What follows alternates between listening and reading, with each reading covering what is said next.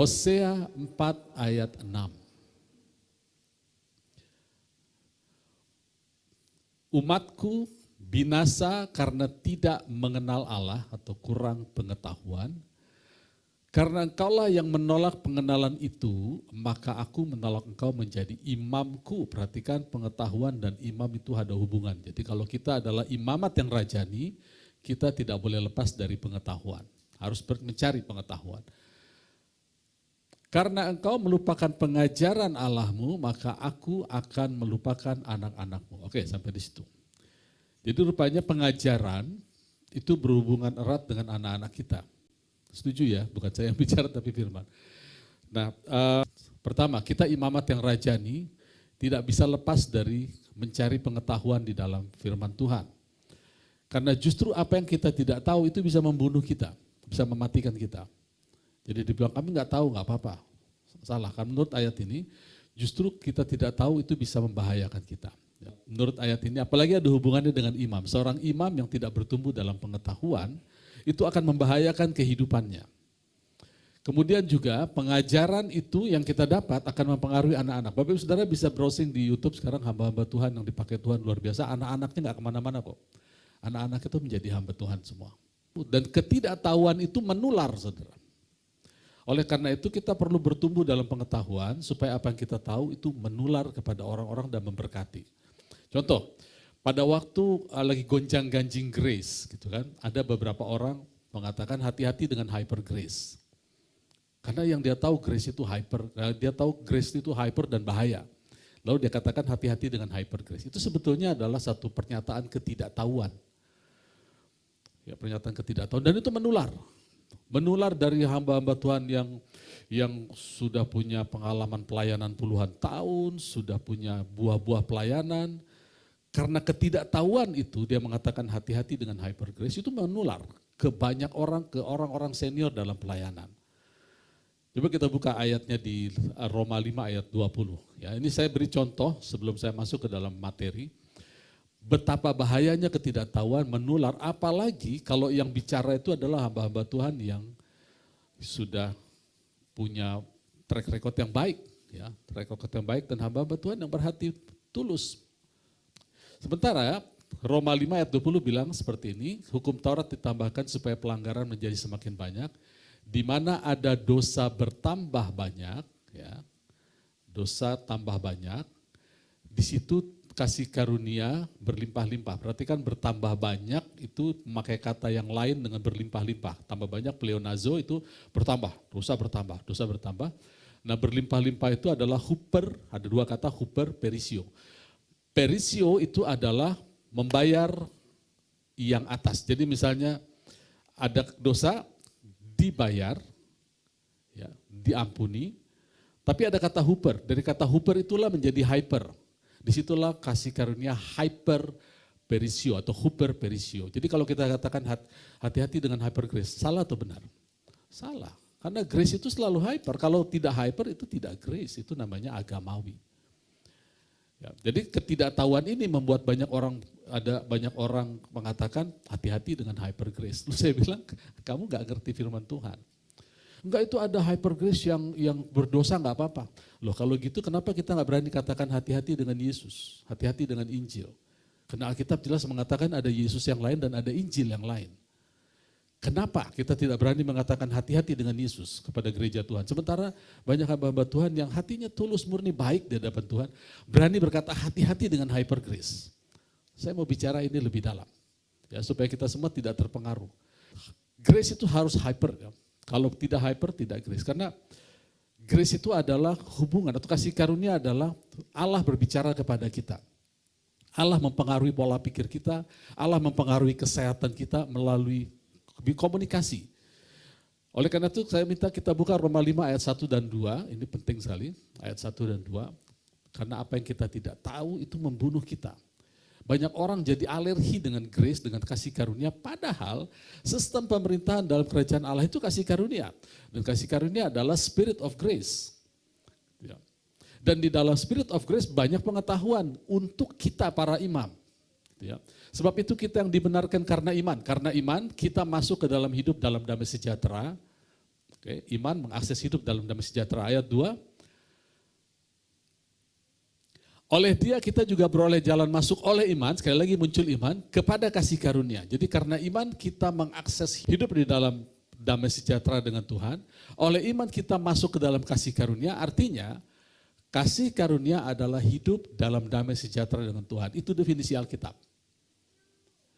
Dan di sini kita berdiri, kita bermegah dalam pengharapan menerima kemuliaan Tuhan. Saudara garis bawahi, kasih karunia, iman, dan kemuliaan. Ini yang saya mau perdalam pagi hari ini. Ya. Hidup di dalam damai sejahtera dengan Tuhan adalah hidup bergaul dengan Tuhan, di mana Allah sendiri mengajar kita. Rohnya disebut roh pengajar. Kita belajar karena sebagai imam kita tidak boleh lepas dari pengetahuan. Tanpa pengetahuan umatku binasa, kata Tuhan. Jadi ada hubungan yang langsung antara pengetahuan dan keimaman kita. Kemudian antara pengajaran dan kondisi anak-anak kita, keluarga kita. Ya. Saya temukan ada dua paling tidak ya, ada dua jenis hamba Tuhan yang bergerak dalam karunia yang luar biasa yang Tuhan percayakan kepada dia. Yang satu, dia mampu mentranslate pengalaman rohani atau hubungannya dengan Tuhan atau kasih karunia-Nya dengan Tuhan ke dalam perkataan pengajaran. Dia mampu, dia punya kemampuan seperti itu. Tentu Tuhan juga memberkati gitu ya. Tuhan juga yang menggerakkan.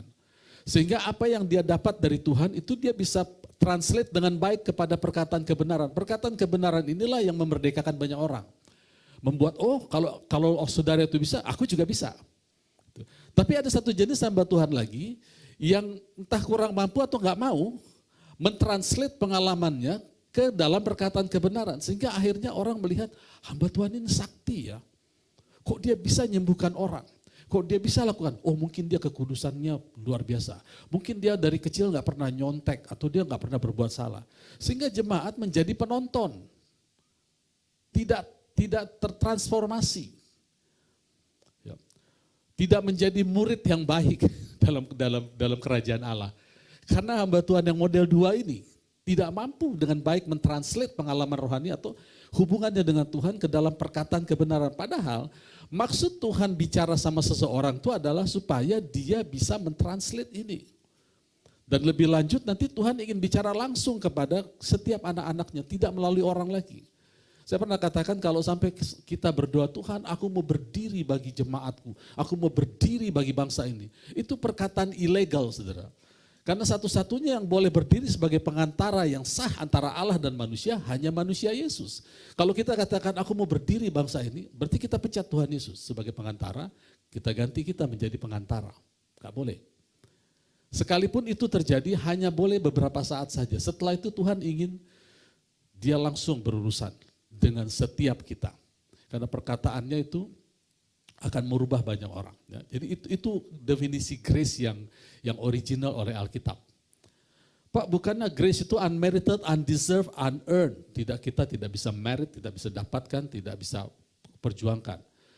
Yaitu definisi kata-kata kasih karunia. Tapi yang Alkitab maksud bukan itu. Itu definisi yang diberikan oleh Amplified Bible. Ya, karena kalau kita masuk ke dalam pengajaran, pengetahuan Alkitab, kasih karunia itu merit system. Kalau kita buka di 2 Petrus 1 ayat 1 sampai 4, kita pertama di Roma dikatakan kita harus berlimpah dalam kasih karunia. 2 Petrus 1 bilang kita akan berlimpah dalam kasih karunia melalui pengetahuan pengenalan akan Allah. Justru oleh sebab itu tambahkan kepada imammu kepada kebajikan pengetahuan. Pengetahuan selalu muncul. Pada pengetahuan, penguasaan diri dan seterusnya dan seterusnya. Bukankah itu merit system? Kalau kita tidak lakukan itu, kita tidak berlimpah dalam grace.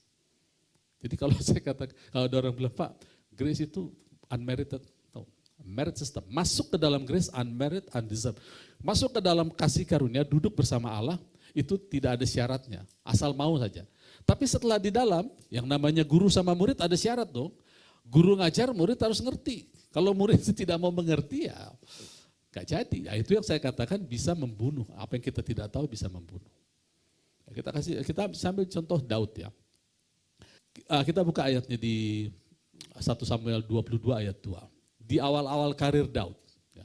Daud ini orang yang di awal karirnya berkumpul sama orang-orang model begini nih. Kita buka 1 Samuel 22 ayat 2. Sudah dapat? 1 Samuel 22 ayat 2.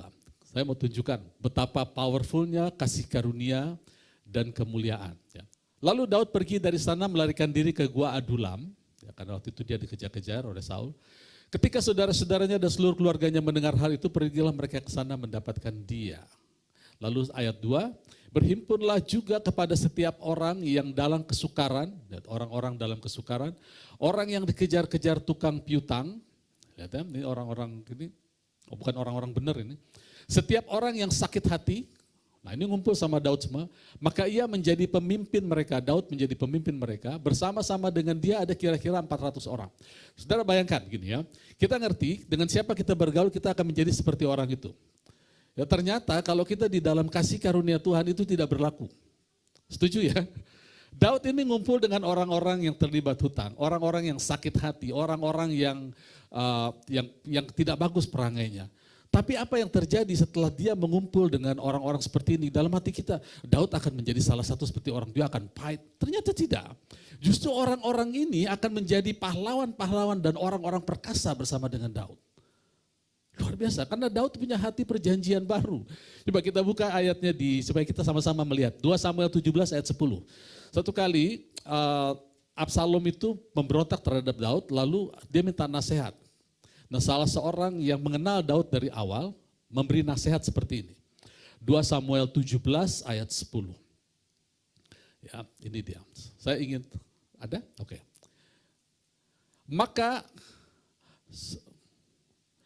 nah ini nasihat kepada Absalom. Dia bilang begini, maka seorang gagah perkasa sekalipun yang hatinya seperti hati singa akan tawar hati sama kali. Sebab seluruh Israel tahu bahwa ayahmu, ini sedang bicara kepada Absalom, bahwa ayahmu itu seorang pahlawan dan orang-orang yang bersama dengan dia adalah orang-orang gagah perkasa. Kalau kita baca terus, kita akan lihat orang-orang yang bersama dia adalah orang-orang pahlawan, gagah perkasa dan orang-orang yang luar biasa. Gugur konsep bahwa dengan siapa kita bergaul kita akan menjadi seperti orang itu. Kalau, sekali lagi ya, saya bikin disclaimer-nya, kalau kita berjalan di dalam kasih karunia Tuhan. Itu sebabnya sangat disayangkan mengapa pengajaran kasih karunia sekarang hanya menjadi doktrin. Sekarang kalau dikatakan ayo kursus kasih karunia 12 kali pertemuan. Itu kalau kita baca buku masih kata pengantar itu. Sekalipun itu baik ya kursus atau seminar kasih karunia. Itu masih kata pengantar. Karena kasih karunia itu adalah satu kehidupan. Hidup bersama Allah kita diajar oleh Allah langsung. Dan kita tidak bisa mendefinisikan bikin kurikulum soal itu, nggak bisa saudara. Karena Kristus atau Allah sendiri, the Spirit of Grace akan mengajar kita. Dan hasilnya akan terjadi perubahan, kita akan menularkan karakter Allah kepada orang-orang sekitar kita. Saya ingin di sini kita menjadi orang-orang yang memberi pengaruh. Orang-orang anak-anak muda yang menyembuhkan orang, yang disembuhkan bukan sakit yang tanggung-tanggung, sakit kanker, sakit jantung itu sembuh di tangan anak-anak. Karena hidup dalam kasih karunia. Masa depan anak-anak kuliahnya nggak usah jadi juara tapi selalu dapat yang terbaik. Itu hidup dalam kasih karunia. Dan kasih karunia selalu muncul bersamaan dengan kemuliaan. Tadi kita lihat kita masuk di dalam, dengan oleh iman kita masuk ke dalam hidup damai sejahtera bersama Allah. Oleh iman kita masuk ke dalam kasih karunia, artinya kasih karunia adalah hidup dalam damai sejahtera Allah. Dan di tempat itulah kita bermegah dengan dalam kemuliaan Allah. Ya. Nah, kita buka saya mau tunjukkan, saya pernah khotbahkan ini, makanya saya ulang lagi ya, supaya berurutan ini, kita buka Keluaran 19 ayat 4, ini firman Tuhan kepada Musa. Kamu sendiri telah melihat apa yang kulakukan kepada orang Mesir dan bagaimana aku telah mendukung kamu di atas sayap Raja Wali dan membawa kamu kepadaku. Ayat 5, jadi sekarang, jika kamu sungguh-sungguh mendengarkan firmanku dan berpegang pada perjanjianku, maka kamu akan menjadi harta kesayanganku seperti di antara segala bangsa. Kesayanganku sendiri dari antara segala bangsa, sebab akulah yang empunya seluruh bumi. Ayat 6, kamu akan menjadi bagiku kerajaan imam dan bangsa yang kudus. Sudah perhatikan? Ini belum turun hukum Taurat. Tuhan ingin bangsa Israel yang keluar dari Mesir itu menjadi imamat yang rajani. Ya, kerajaan imam dan bangsa yang kudus. Itu kerinduan Tuhan. Tapi terjadinya setelah Yesus baru terjadi. Kitalah imamat yang rajani. Tapi kerinduan Allah itu dari dulu ini untuk bangsa Israel. Tidak tercapai karena bangsa itu menolak. Kemudian ayat 6, kamu akan menjadi bangsa. Inilah semuanya firman Tuhan yang harus kau katakan kepada orang Israel. Oke, lanjut lagi, ayat 10. Berfirmanlah Tuhan kepada Musa, pergilah kepada bangsa itu, suruh mereka menguduskan diri pada hari ini dan besok, dan mereka harus mencuci pakaiannya. Ayat 11. Menjelang hari ketiga mereka harus bersiap, sebab pada hari ketiga Tuhan akan turun di depan mata seluruh bangsa itu di Gunung Sinai. Saudara perhatikan apa yang saya katakan tadi ya. Tuhan tidak ingin bicara hanya pada satu orang. Tuhan ingin bicara kepada semua anak-anaknya. Di sini pun seperti itu. Memang ada kalanya, ada posisi tersendiri untuk para pengurus, tapi itu tidak permanen, saudara, tidak permanen. Karena Tuhan ingin bicara langsung kepada setiap kita. Ya.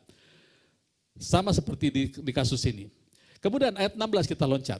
Maka terjadilah pada hari ketiga.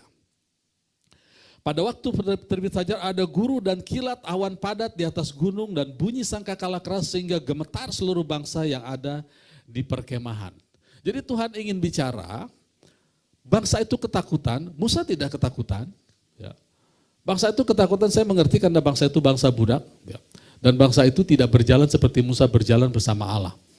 Kemudian kita pindah ke Keluaran 20, saya akan loncat-loncat, ke Keluaran 20 ayat 18. Ya. Bagaimana kerinduan Tuhan, kasihnya, cintanya kepada bangsa itu pupus begitu saja, seperti api disiram air, karena bangsa itu gak siap ketemu dengan kemuliaan Tuhan. Keluaran 20 ayat 18, seluruh bangsa itu menyaksikan guru mengguntur, kilat sambung menyambung, sangkakala bunyi dan gunung berasap, maka bangsa itu takut dan gemetar dan mereka berdiri jauh-jauh. Mereka berkata kepada Musa, engkau yang berbicara dengan kami, maka kami akan mendengarkan, tapi jangan Allah berbicara dengan kami, nanti kami mati. Padahal Allah gak pernah bilang kalau aku bicara kalian mati, aku ingin bicara, kuduskan dirimu. Tuhan tuh rindu bicara kepada bangsa ini gak mau, saudara. Ya. Rugi sendiri kan. Lanjut. Ayat 20, tetapi Musa berkata bangsa itu, jangan takut sebab Allah telah datang dengan maksud mencoba kamu, dan dengan maksud supaya takut akan dia ada padamu, bukan kamu ketakutan. Respect akan dia ada, bukan kamu jadi ketakutan kayak gini. Agar kamu jangan berbuat dosa. Adapun bangsa itu berdiri jauh-jauh, tapi Musa pergi mendekati embun kelam di mana Allah ada. Jadi saudara, kalau kita baca semuanya, nadanya adalah, atau suasana pada saat itu adalah Allah rindu bicara kepada bangsanya. Sekalipun bangsa ini terus saja komplain, tapi Allah rindu. Nah bangsa ini gak siap. Akhirnya mereka mundur, Musa maju sendiri. Apa yang terjadi? Musa menerima 10 hukum Taurat, bangsa ini tidak connect dengan Musa. Ini sekarang terjadi di banyak gereja. Gembalanya sama pengurusnya maju sendiri di dalam Tuhan, jemaatnya gak connect. Nah kita teruskan ya, apa yang terjadi di tempat ini? Di kasus ini, bangsa itu mulai bertanya-tanya di mana Musa? Kita gak tahu sekarang Musa lagi apa di atas. Ya, yang kami tahu dia ketemu Allah, cuma udah mati ya belum? Jangan-jangan udah mati dia. Apa yang terjadi? Mereka mulai membuat lembu emas. Nah ini dia perhatiin ya. Lembu emas itu, waktu mereka bikin lembu emas, bangsa itu teriak, inilah Elohim. Kata yang dipakai Elohim. Artinya segitu banyak kata Elohim, di tempat inilah muncul Elohim dalam bentuk lembu emas yang sebetulnya bukan Elohim. Waktu dia bilang inilah Elohim, lalu Harun melihat itu, Harun lebih parah lagi. Besok kita rayakan hari raya bagi Yahweh. Komplit. Jadi lembu emas itu dibilang Elohim, kemudian dibilang Yahweh, nama yang kudus, yang sakral bagi bangsa Israel. Inilah yang terjadi kalau jemaat tidak connect dengan pemimpinnya dan tidak connect dengan Allah. Ada banyak Allah-Allah yang sebetulnya bukan Allah. Di perjanjian baru ada modelnya. Dibilang, kamu percaya aja kalau ada orang khotbah Yesus yang lain. Apa itu Yesus yang lain? Salah satunya ya, Yesus yang marah kalau kita berdosa dia akan pergi ke surga, kita ditinggalin. Terus kalau dia mau meninggalkan kita karena kita berbuat dosa, buat apa dia datang? Disalib mati, disalib sampai teriak, Eli, Eli lama sabahtani. Buat apa dia datang? Kalau udah tahu manusia akan berdosa lagi. Ada lagi yang lebih nyeleneh saudara, Tuhan Yesus tuh datang hanya untuk sebagian orang. Yang disebut dengan predestinasi, John Calvin yang bawa. Nah paham predestinasi ini sangat arogan menurut saya. Karena dia bilang Yesus hanya mati hanya untuk sebagian orang. Efesus 1 ayat 4 coba baca ya. Efesus 1 ayat 4. Sebab di dalam Dia Allah telah memilih kita sebelum dunia dijadikan supaya kita kudus dan tak bercacat di hadapan. Ini ayat ini paling populer dipakai. Sebab di dalam Dia Allah telah memilih. Perhatikan, dia bilang gitu ya. Kita dipilih sebelum kita bertobat. Itu kan pengertian ayat ini kan. Di dalam Dia Allah memilih sebelum dunia dijadikan. Langsung pikiran, oh sebelum ada Adam dan Hawa. Nomor satu saya katakan, mereka tidak paham apa itu dunia, apa itu bumi. Beda ya. Bumi itu ini tanah, kalau dunia itu sistem. Makanya nanti kita buka ayatnya ya. Nanti kita buka. Perhatikan ayat ini dulu. Sebab di dalam Dia Allah telah memilih. Dia katakan Allah sudah memilih kita sebelum bertobat. Salah.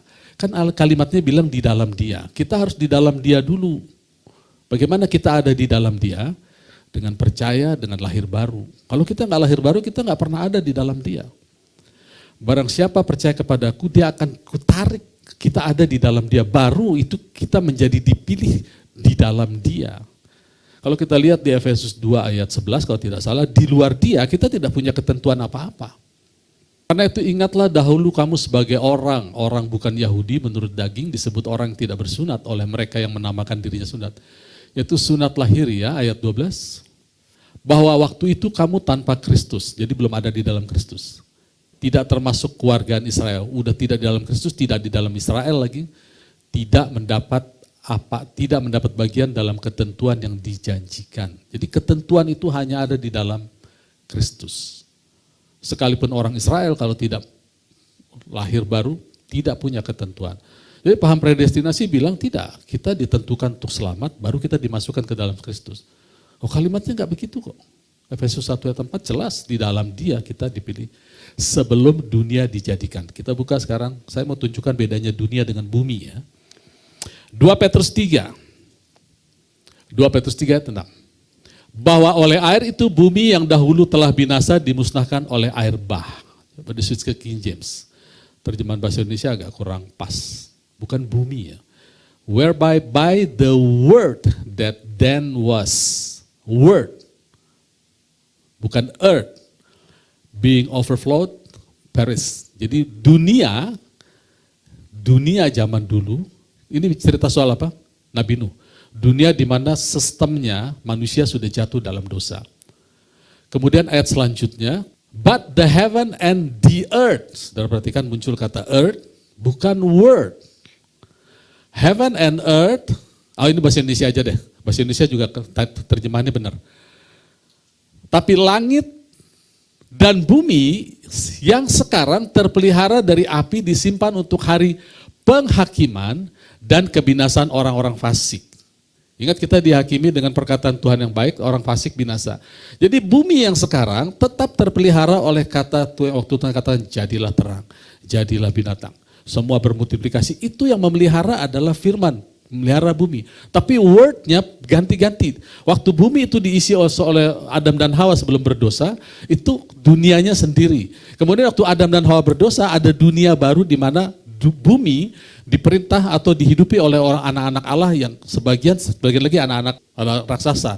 Lalu itu dimusnahkan oleh air bah, tetapi bumi dipelihara oleh firman Tuhan sampai datangnya Yesus. Jadi Yesus disalibkan sebelum dunia dijadikan. Itu bukan dunia menurut saya ya. Menurut saya. Bukan bumi yang diciptakan di Kejadian pasal 1. Karena Yesus adalah batu penjuru untuk dunia yang baru. Dunia di mana penguasanya adalah Yesus Kristus dan gerejanya kita. Buminya yang itu-itu juga. Bumi yang pernah ditinggali oleh Adam dan Hawa, itu bumi yang kita tinggali. Nah itu sedikit mengenai dunia dan bumi ya. Jadi kalau dikatakan bahwa Tuhan menentukan kita sejak dulu, bahwa kita sudah ditentukan sebagian masuk surga, sebagian selamat. Ini yang saya katakan, mereka merasa lebih pintar dari Tuhan Yesus. Sekarang kita balik. Kalau kita menjadi Yesus, lalu kita diperintahkan dari surga untuk menebus umat manusia. Tapi begini ya, yang kamu tebus hanya sebagian aja. Enggak semua manusia, enggak semua, hanya sebagian aja. Kamu akan mengalami penderitaan, tubuhmu akan menjadi bilur-bilur, lalu secara spiritual kamu akan disiksa di neraka, mengalami maut bagi sebagian orang itu. Mau enggak? Enggak ada yang mau, karena itu tindakan bodoh. Kalau mau turun, turun sekalian. Kalau emang mau sebagian, nggak usah turun. Memang tidak mungkin Tuhan Yesus lakukan itu. Tuhan Yesus kalau kerja nggak pernah tanggung-tanggung, orang mati aja bangkit. Nggak dibilang bangkit sebentar ya, itu bangkit sebagian. Dia memberi makan selalu lebih, selalu dia itu yang sifatnya huper perisiu, ya, berkelimpahan lebih. Makanya saudara, kita perlu banyak menggali pengetahuan.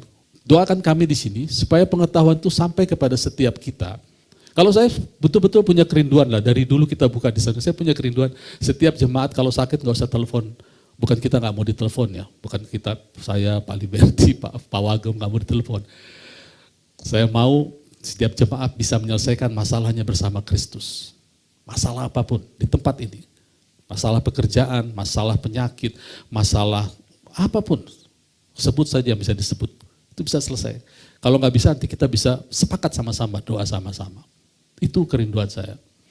Nah, lanjut lagi cerita soal Musa ya. Musa tidak tahu kemana, akhirnya terjadilah menyembah berhala, patung lembu yang mereka sebut sebagai Elohim dan sebagai Yahweh. Mungkin di sini satu-satunya tempat Elohim dan Yahweh disalahartikan. Dan kita lihat kalau kita runut kejadiannya karena tidak ada koneksi antara Allah dan jemaat di tempat itu. Ya. Nyangkut di pemimpinnya. Kemudian Allah memberikan perintah untuk bikin tabernakel. Ya, dibikin tabernakel dan Allah pada waktu pentahbisan tabernakel atau apa namanya, kemah pertemuan, hadirat Tuhan turun. Ini yang disebut dengan kemuliaan. Ya, ingat saya sedang berbicara tentang grace, kasih karunia dan kemuliaan. Dua hal yang tidak bisa dipisahkan. Hadirat Allah turun dan Musa sendiri tidak sanggup masuk ke dalam ruangan itu karena begitu pekatnya kemuliaan. Jadi dari sini kita bisa lihat bahwa ada gradasi kemuliaan. Kemuliaan yang sesungguhnya itu tidak bisa kita lihat karena kalau kita lihat kata kitab Keluaran kita mati. Tapi kita bersyukur kemuliaan yang mematikan itu sekarang ada dalam kita, setuju ya? Karena ada Kristus. Nah kembali lagi pada waktu pentahbisan itu Musa dan para imam tidak bisa masuk karena begitu pekatnya. Begitu luar biasanya kemuliaan Allah. Dan sampai pada satu kejadian di Imamat pasal 10, ada dua keponakan Musa, keponakan kandung Musa namanya Nadab dan Abihu, itu melakukan ibadah dengan salah prosedur. Ya, dikatakan gini, kemudian anak-anak Harun, Nadab dan Abihu masing-masing mengambil pembaraannya, membubuhkan api ke dalamnya, serta menaruh ukupan di atas api itu, dengan demikian mereka mempersembahkan ke hadapan Tuhan api yang asing dan tidak diperintahkan kepada mereka. Itu ya kata poinnya. Lalu ayat 2, maka keluarlah api dari hadapan Tuhan lalu menghanguskan keduanya sehingga mati di hadapan Tuhan. Ayat 3, berkatalah Musa kepada Harun, inilah yang difirmankan Tuhan, kepada orang yang karib denganku, kembali lagi, grace adalah kita berhubungan karib, aku akan menyatakan kekudusanku di muka seluruh bangsa, akan kuperlihatkan kemuliaanku dan Harun berdiam diri. Oke, stop di sini, ya, perhatikan. Itu sebabnya saya akan mengingatkan kita jangan ketularan orang yang tidak ngerti yang mengatakan hati-hati dengan hyper grace. Grace itu dan kemuliaan, kasih karunia dan kemuliaan selalu bersamaan. Kekudusan, kemuliaan tanpa kasih karunia menyebabkan kematian. Jadi kalau dibilang kita bersyukur grace itu hyper. Saudara. Kalau itu zaman Tuhan Yesus, dosanya diampuni, lalu Tuhan akan mengajarkan kepada Nadab dan Abihu. Jadi kita bersyukur hidup dalam kasih karunia, asal jangan disalahgunakannya. Kasih karunia kita belajar dari Roh Kudus, Sang Spirit of Grace itu sendiri. Nah kemudian ada kasus lain ya, yang mirip dengan ini, di mana lebih parah dari Nadab dan Abihu, dari kelakuan Nadab dan Abihu. Itulah yang dilakukan oleh Hofni dan Finehas, kalau tidak salah, anak-anaknya Eli. Mereka berbuat dosa di depan tabut yang sama tempat Nadab dan Abihu mati. Bukan hanya dosa, jadi kalau ada orang bawa persembahan, belum selesai, masih half done, belum well done, itu disuruh cucukkan garpunya dan mereka makan. Emang enak yang half done itu kan ya, steak itu kan enak. Dan mereka melakukan perzinahan di depan tabut. Dosa yang lebih parah dari Nadab dan Abihu. Tapi mereka tidak disambar mati. Kenapa? Apa yang terjadi? Apakah Tuhan pilih kasih? Kita buka 2 Samuel 3 ayat 1. Kenapa anak-anak Eli matinya pelan-pelan? Ya, tapi tetap mati, tetap penghukuman. Ya. Samuel yang muda itu menjadi pelayan Tuhan di bawah pengawasan Eli. Pada masa itu firman Tuhan jarang dan penglihatan-penglihatan tidak sering atau pewahyuan tidak sering. Ini yang menyebabkan kemuliaan Tuhan kurang pekat. Ya. Jadi di mana pewahyuan berlimpah-limpah, kemuliaan Tuhan ada, maka penghukuman itu cepat sekali datang. Tapi pada zaman ini, kenapa Hofni dan Fineas tidak langsung terkena penghukuman Tuhan? Karena pada saat itu memang tidak ada firman Tuhan. Ya, pewahyuan juga kurang pekat. Apa untuk kita pelajarannya apa? Sekarang Allah tinggal di dalam kita. Kemuliaan itu pekat dalam kita. Kalau kita melakukan kesalahan, maka penghukuman itu cepat datang. Penghakiman, saya mau bilang jangan penghukuman, penghakiman. Apa itu penghakiman? Penghakiman itu adalah Tuhan katakan, kau tidak diperhitungkan dosamu, pelanggaranmu tidak diperhitungkan. Kita akan menerima, kita mau terima enggak itu? Kalau kita enggak mau terima, maka kita akan mengalami kematian spiritual secara perlahan-lahan. Karena hukum perjanjian baru bilang dosamu tidak kuperhitungkan. Ini kan sudah berubah perkataan ya firman Tuhan. Pak, sekalipun tidak ada pewahyuan tentang kasih karunia begitu Pak. Ya begitu, memang sudah klausal perjanjian baru seperti itu. Ibrani pasal 8 ayat 10 ini klausal perjanjian baru. Ya. Maka inilah perjanjian yang kuadakan dengan kaum Israel sesudah waktu itu, demikian firman Tuhan, aku akan menaruh hukumku dalam akal budi mereka, dan menuliskannya dalam hati mereka, maka aku akan menjadi Allah mereka dan mereka akan menjadi umatku. Ayat 11. Dan mereka tidak lagi mengajar sesama warganya atau sesama saudaranya dengan mengatakan, kenallah Tuhan, sebab mereka semua besar kecil akan mengenal aku. Ayat 12, sebab aku akan menaruh belas kasihan kepada kesalahan mereka dan tidak lagi mengingat dosa-dosa mereka. Ini adalah kepekatan kemuliaan Allah yang ditaruh di dalam kita. Sekarang, ya, kalau zaman dulu kemuliaan itu membahayakan anak-anak Tuhan, kemuliaan yang sekarang itu membuat kita hidup jalan yang baru dan yang lain. Sekarang jalan di mana kita ada tuh yang baru, yang lain. Kalau kita menolak, dalam kemuliaan itu ada kasih karunia, dalam kasih karunia ada pengajaran, ada pengetahuan. Ingat Hosea 4 ayat 6, hubungan imam dan pengetahuan itu erat. Jadi kasih karunia diajar, kemuliaan ditaruh di dalam kita biar kita ngerti. Kalau kita menolak pengajaran itu, kita bilang, masa iya Tuhan gak menghitungkan kesalahan kita? Maka terjadilah yang Hosea katakan, karena engkau menolak aku menolak engkau. Karena engkau menolak pengajaranku, ya anak-anakmu tidak kupelihara. Gitu, saudara. Maksud saya mengatakan ini adalah supaya kita aware, saudara, bahwa ada sesuatu yang berharga di dalam diri kita, yaitu kemuliaan dan kasih karunia. Itu harus berjalan bersama-sama. Pada waktu Musa katakan, Tuhan tunjukkan kemuliaanmu. Lalu Tuhan katakan, baik, aku akan tunjukkan kemurahanku, my goodness, kebaikanku. Jadi waktu Musa minta kemuliaan, Allah katakan, baik, aku akan lakukan dan aku akan menunjukkan kemuliaan. Kemudian berapa tahun kemudian, bangsa itu di perbatasan antara, begitu mereka masuk tanah perjanjian, bangsa itu memberontak, lalu Tuhan marah. Sekarang Musa minta, Tuhan tunjukkan belas kasihanmu. Baik, aku akan tunjukkan, tapi demi aku akan tunjukkan kemuliaanku. Selalu bersamaan, dikasih dua. Minta grace, dikasih grace dan glory. Musa meminta glory, diberi glory dan grace. Lalu Roma katakan, oleh kasih karunia itu kita berdiri bermegah, berharap akan kemuliaan. Selalu seperti itu. Dan kemuliaan itu pekat di dalam kita. Siapa yang menutupi? Kedagingan kita. Itu yang saya bicarakan mengenai sisihkan sanga dari perak, maka keluar kemuliaan itu. Nah ini yang saya katakan bahwa kita sudah dipindahkan dari kemuliaan yang lama, kemuliaan agamawi atau bahkan dari kerajaan gelap, masuk ke dalam kemuliaan yang baru, hanya dua kemuliaan, tapi kemuliaan yang Tuhan ini ada degradasinya. Kalau dia muncul dengan full kemuliaan, dia katakan kepada Musa, aku akan taruh engkau di antara batu supaya engkau hanya lihat bagian belakangku. Karena kalau engkau lihat aku, engkau akan mati. Ya, kemudian, tapi kita lihat Allah bisa berjalan-jalan bersama Abraham sebelum menghancurkan Sodom dan Gomora. Dia tidak muncul dalam kemuliaannya yang full. Betul ya? Allah bisa muncul berapa kali dengan Yosua. Dia muncul sebagai panglima, tidak muncul dengan kemuliaan yang full. Tapi waktu dia muncul dengan kemuliaan full, Musa dan para imam tidak bisa masuk ke dalam bait Allah. Di perjanjian baru sama.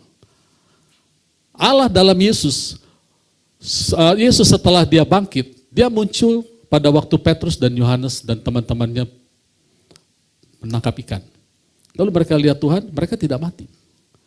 Kemudian 2 orang yang berjalan dari Yerusalem ke Emmaus, Tuhan Yesus muncul. Mereka tidak mati. Dia tidak muncul dalam kemuliaan yang full. Tapi di kitab Wahyu, waktu Yohanes di Pulau Patmos, ketemu Tuhan Yesus. Apa yang Yohanes katakan? Dia lemas seperti patah semua sendinya. Dia muncul dalam kemuliaannya. Yang full. Nah Allah ingin kita memunculkan kemuliaan dia yang full itu kepada orang sekitar kita. Itu gak bisa instan, saudara. Itu sebabnya ada pengetahuan, ada pengajaran. Dan hamba-hamba Tuhan di sini, saya dan para pengurus, itu sebaiknya kita memilih ya, untuk supaya kita bisa mentranslate dengan baik pengalaman rohani kita kepada jemaat. Supaya apa yang kita alami, mereka jemaat alami. Karena kita juga jemaat. Jemaat itu adalah posisi tertinggi, bukan 5 jawatan. 5 jawatan itu pekerjaan Roh Kudus. Jadi saya ingin seperti itu. Nah ini yang kita sama-sama mau capai. Karena firman Tuhan katakan, engkau akan tahu kebenaran dan kebenaran itu akan membebaskan. Nah kalau saya menyembunyikan kebenaran, tidak mengajarkan kebenaran dengan benar, maka itu akan tersembunyi. Nah apa yang dikhotbahkan Pak Wagem minggu lalu, itu kebenaran yang paling praktikal. Jadi kalau ada orang nanya, apa sih kiat-kiatnya? Ya itu, kiat-kiatnya itu baca firman dan berdoa, mengucapkan firman di depan kaca. Itu paling praktikal. Betul ya, pengertian kiat-kiat kan bagaimana sih kita membuat apa yang kita idam-idamkan berhasil. Renungkan firman Tuhan siang dan malam, observasi, maka engkau akan membuat jalanmu berhasil. Jadi bukan Tuhan yang mau, engkau. Yosua 1:8 dalam bahasa Inggrisnya katakan, you shall make your way prosper. Kita yang membuat, itu kan disebut kiat-kiat kan. Nah kiat-kiat yang lain misalnya ada pelatihan, memberdayakan jemaat, itu bukan kiat-kiat. Itu adalah turunan dari kiat-kiat. Saya mau tutup ini ya. Betapa dahsyatnya kemuliaan Allah yang Allah taruh dalam kita dan itu selalu berbarengan dengan kasih karunia. Paulus pernah bilang begini. Paulus pada waktu dia diadili, dia bilang gini, Kisah Rasul 26 ayat 13. Ini Paulus yang ngomong, dia bilang gini, ya Raja Agripa, tiba-tiba pada tengah hari bolong, aku melihat di tengah jalan itu cahaya yang lebih terang daripada cahaya matahari. Turun dari langit, meliputi aku dan teman-teman seperjalananku. Kita tahu bahwa cahaya itu adalah Kristus. Muncul dan dia katakan lebih terang dari matahari. Ya, saya mau cerita soal terangnya matahari. Kita tahu kalau matahari muncul dari timur ke barat. Kalau malam itu kan kita lihat bulan, bintang, terang gitu kan. Kita bisa tanpa lampu pun di taman kalau bulan lagi terang, bintang lagi terang, kita bisa melihat dengan jelas. Tapi pagi hari ketika matahari muncul, mungkin anak-anak bayangannya, bulan dan bintang bilang, hei siap-siap matahari mau muncul. Wah dia makin muncul, mari kita pergi. Matahari muncul dari timur ke barat. Nanti mereka bilang matahari udah gak ada, kita muncul lagi. Kan anak-anak diajar gitu kan. Padahal gak gitu saudara, bulan dan bintang ada di situ. Tapi kemuliaan matahari menutupi mereka. Alkitab bilang, matahari punya kemuliaan sendiri, bintang punya kemuliaan sendiri. Itu sebabnya mereka seperti saling, bukannya bintang dan bulan kabur kalau matahari datang. Mereka ada di situ. Sekarang bayangkan ayat ini bilang, cahaya itu lebih terang dari matahari. Jadi gak heran waktu Tuhan Yesus katakan, waktu aku datang matahari akan gelap, bintang dan bulan tidak akan memberikan cahayanya. Bukannya hilang karena kemuliaan Allah. Nah bayangkan kemuliaan itu ditaruh dalam kita. Jadi tidak heran saya pada saat saya merenungkan kenapa Daud dikelilingi 400 orang, penjahat yang sakit hati, orang yang berhutang, pokoknya preman semua. Bukan Daud menjadi preman, malah mereka menjadi orang-orang ternama dan para pahlawan. Mengapa? Karena kemuliaan Allah yang dia bawa itu lebih terang. Gitu ya. Jadi kemuliaan yang sama ada di dalam kita. Dari mana kita dapat? Dari grace kasih karunia yang hyper itu. Grace itu hidup. Sekolah kehidupan gak pernah berhenti. Kita gak akan pernah di wisuda. Satu ayat aja gak pernah kita di wisuda. Kita akan belajar terus. Untuk mendapat kemuliaan itu, kata kuncinya pengetahuan dan pengajaran. Oleh karena itu Bapak Saudara berdoa untuk kami terus, supaya kami melepaskan ini. Yang sakit sembuh, yang miskin diberkaya, yang punya DNA cepat pulang ke surga, diperpanjang umurnya di tempat ini, dan yang online. Amin. Puji Tuhan, yang bertugas silakan ke depan, kita akan melakukan perjamuan. Engkau Bapa kekal penuhiku dalam